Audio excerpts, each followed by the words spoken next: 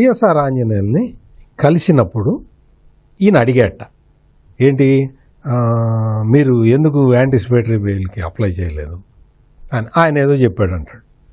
ఆ తర్వాత మరి ఎప్పుడు బయటకు వస్తారు అని అడిగాట.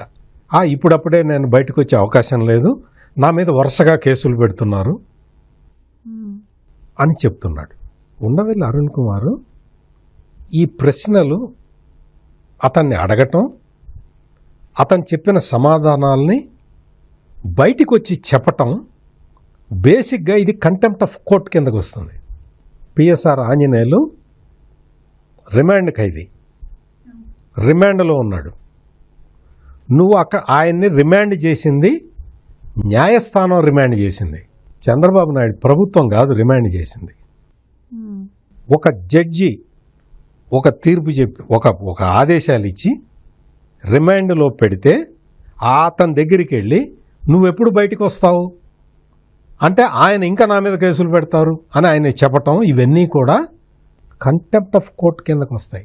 జడ్జి ఒక నిర్ణయం తీసుకుని ఆ జడ్జి ఆదేశాల ప్రకారం రిమాండ్ ఖైదీగా ఉన్న వ్యక్తితో నువ్వు ఏం మాట్లాడావు ఏంటి అనేది అవన్నీ బయటకు వచ్చి చెప్పటం, ఆ చెప్పటం కూడా కరెక్ట్గా చెబితే నేను ఒక జర్నలిస్ట్గా అప్రిషియేట్ చేసి ఉండేవాడిని.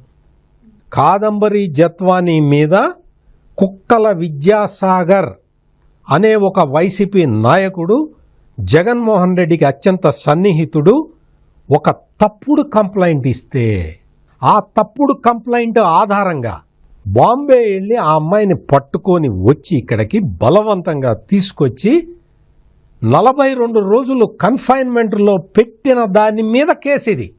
కాదంబరి జత్వానీ మీద ఒక తప్పుడు ఫిర్యాదు ఇస్తే ఆ ఫిర్యాదు కరెక్టా కాదా అని చూడకుండా ఈ పిఎస్ఆర్ ఆంజనేయులు తన కింది ఆఫీసర్లని పిలుచుకొని ఎక్కడికి పిలిచాడు?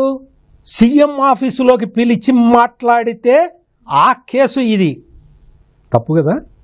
కేసుని వక్రీకరించి చెప్పటం అట్లా చెప్పచ్చా? అరెస్ట్ చేసింది ఏ కేసులో? ఇంకా ఉండవల్లి అరుణ్ కుమార్ చెప్తాడు, ఆ బాంబేలో ఉన్న కేసు ఇంకా కోర్టులో ఉండంగా అది తప్పుడు కేసు అని ఇప్పుడు ఎట్లా అరెస్ట్ చేస్తావంటాడు. మిస్లీడింగ్.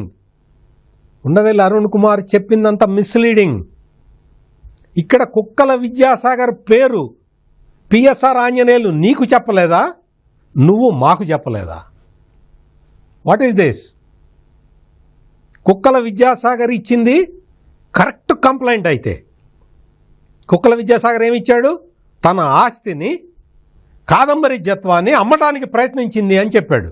అట్లా ప్రయత్నించలేదు అని చెప్పి అక్కడ వాస్తవాలు అక్కడ ఉంటే తప్పుడు కంప్లైంట్, ఆ కంప్లైంట్ కరెక్టో కాదో కూడా చూసుకోకుండా ముఖ్యమంత్రి కార్యాలయంలో కూర్చొని 2 ఆఫీసర్లను పంపించి నువ్వు ఆ అమ్మాయిని తీసుకొని వస్తే అది కేసు.